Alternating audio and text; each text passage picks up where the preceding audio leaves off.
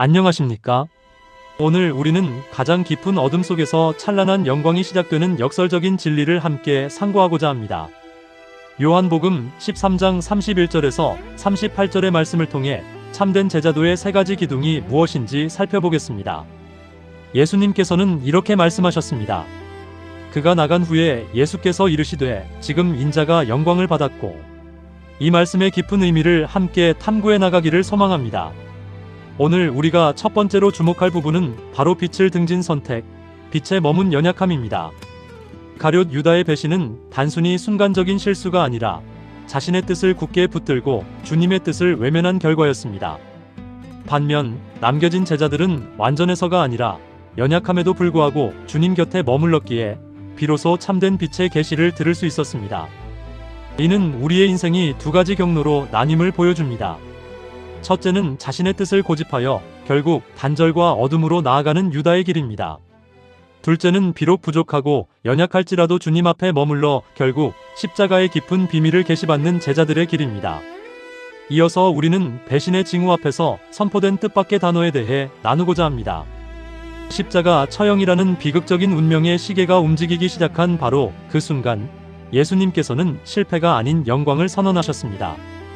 예수님의 영광은 세상이 박수갈채를 보내는 화려한 무대 위에서 시작된 것이 아니었습니다.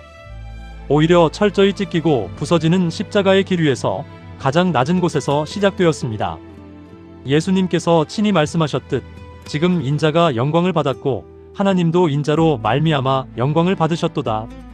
이 말씀은 영광에 대한 우리의 고정관념을 깨뜨립니다. 이는 곧 영광의 패러다임 전환을 의미합니다.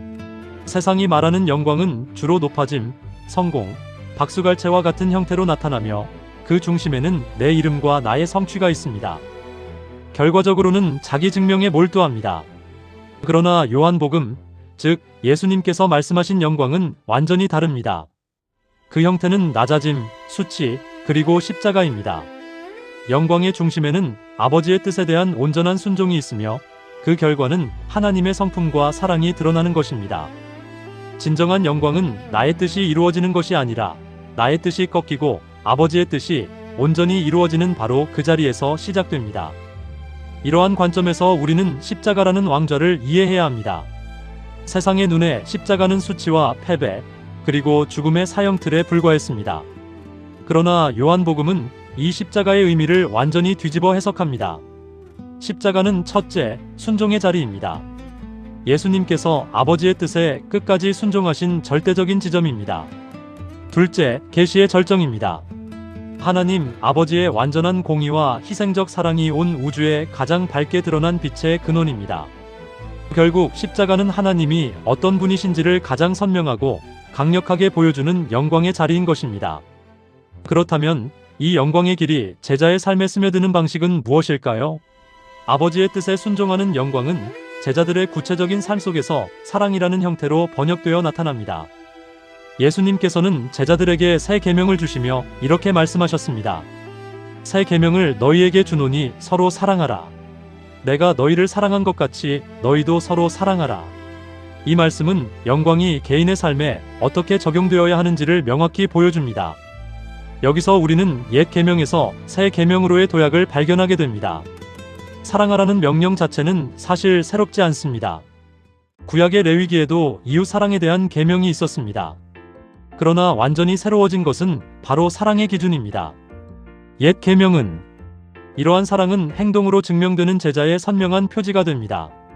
세상 사람들이 그리스도인을 알아보는 유일한 표지는 성경 지식이나 유창한 말솜씨 혹은 특정 직분이 아닙니다. 도저히 사랑할 수 없을 것 같은 이들을 향해 자신을 낮추어 섬기는 그 모습에서 우리의 정체성이 드러납니다. 이것은 단순한 감정이 아닌 행동이며 예수님께서 친히 발을 씻기시고 십자가를 지신 순종의 본을 따르는 것입니다. 또한 조건 없는 희생을 의미합니다. 내가 먼저 손해보고 나를 낮추는 것입니다. 예수님께서는 말씀하셨습니다. 너희가 서로 사랑하면 이로써 모든 사람이 너희가 내 제자인 줄 알리라. 하지만 때로는 내 목숨을 버리겠나이다라는 우리의 뜨겁지만 위태로운 열심이 문제될 수 있습니다. 사랑의 명령 앞에서 베드로의 시선은 주님의 은혜가 아닌 자기 자신의 결단을 향했습니다. 그의 충성은 진심이었으나 그는 자신의 한계를 전혀 알지 못했습니다. 베드로의 모습은 결심만으로는 도달할 수 없는 십자가의 길을 우리에게 보여줍니다. 제자도는 나의 결단력과 의지력을 자랑하는 길이 아닙니다. 자기 힘을 믿는 사람은 결정적인 시험, 즉 두려움이나 손해 앞에서 반드시 무너지게 됩니다. 이러한 모습에서 가장 거대한 아이러니, 누가 누구를 위해 죽는가? 라는 질문을 던질 수 있습니다.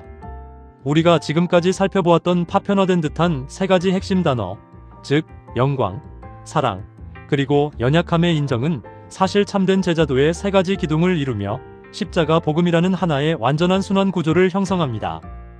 먼저 영광은 나의 뜻을 꺾고 아버지의 뜻에 온전히 순종하는 것을 의미합니다.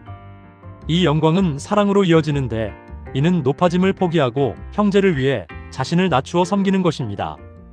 그리고 이러한 사랑의 실천은 연약함의 인정을 통해 가능해집니다.